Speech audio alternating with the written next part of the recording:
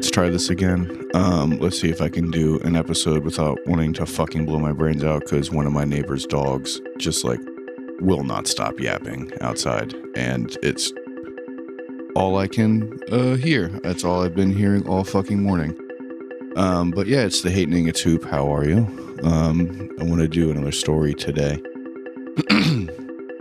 And this takes place about 10 years ago when I got out of school. And so like at the time I was living with my parents, with my mom really, in Hagerstown. And most of my friends had left. You know, they're living in like Baltimore area, and had some friends who were still in Frederick.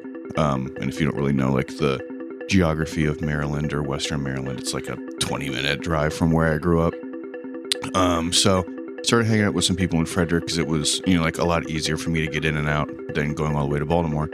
And my buddy had an apartment and like gave me a key and was basically like, yeah, you know, like anytime you want to come up and party and hang out and just not be at your parents' house, you can just like hang out here, you know, even if he's at work and stuff. And so that kind of became like what I would do while I was like trying to find a job, trying to move out, trying to figure out what I'm doing with my life. And, you know how it is whenever you like get done with school and you realize that the world is not going to be handed to you on a silver platter and all that.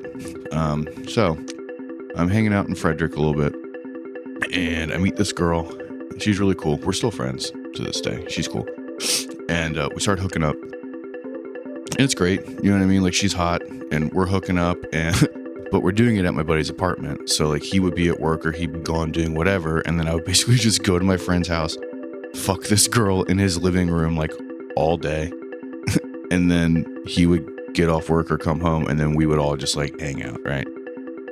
And it was chill. It was like pretty low key, like very much like neither of us wanted to date, just like a friends with benefit hookup thing. You know what I mean?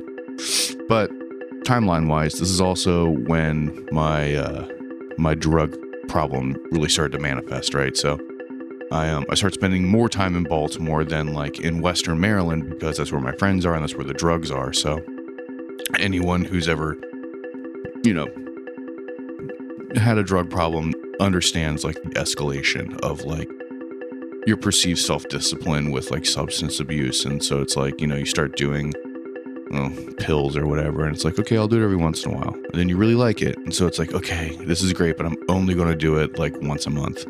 And then after a couple months, it's okay, I'm really only going to do it like once a week, because I can handle that, you know. And that turns into 2 times a week, but only on the weekends, right? And then that turns into, you know, Friday, Saturday, Sunday, whatever. And so then you quickly just escalate in your addiction. So I'm at like the early stages of this like escalation of like prioritizing my time in Baltimore as opposed to being in like Frederick and Hagerstown and all that stuff, right? So hooking up with this girl, and everything's fun and low key and fine, like I was saying. So one day we hook up and the condom breaks, and so we deal with that accordingly, right? Like we go and do the Planned Parenthood thing, and actually like had a weird little lunch that we still like joke about together a lot, you know, like having to get to Planned Parenthood and then going to like it was like a Wendy's or some kind of fast food place, and just kind of like hanging out there like awkwardly eating, so she had food in her stomach to like take the Plan B that's like in her backpack.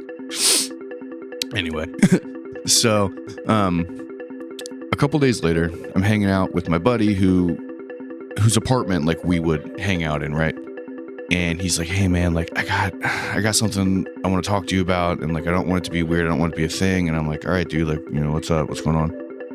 And he's like, look, like I don't know if she told you, but like me and the girl, we've also been hooking up. Like I know that you guys have, and like I don't want it to be a thing, but like, you know, like when you're not around, she's still at my house all the time, and like she's been hooking up with me. And I was like, all right, like I don't care, like that's fine, you know, whatever. And I really didn't care, because I'm like making the transition to Baltimore. I'm not really hanging out around there anymore. I'm not really like thinking about girls that much, because my brain's shifting into like drug mode. And he was like, yeah, but I wanted to like ask you like something, because it was really weird. And so I'm like, okay, what's going on, man?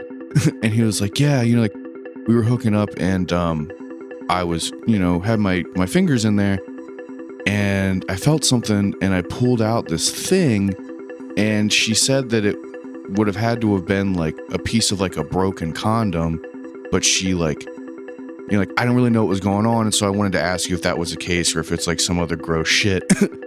And I was like, nah, man, like that is pretty gnarly, but yep, that tracks. And then told him how like a couple days ago, like we had a condom break and all this stuff.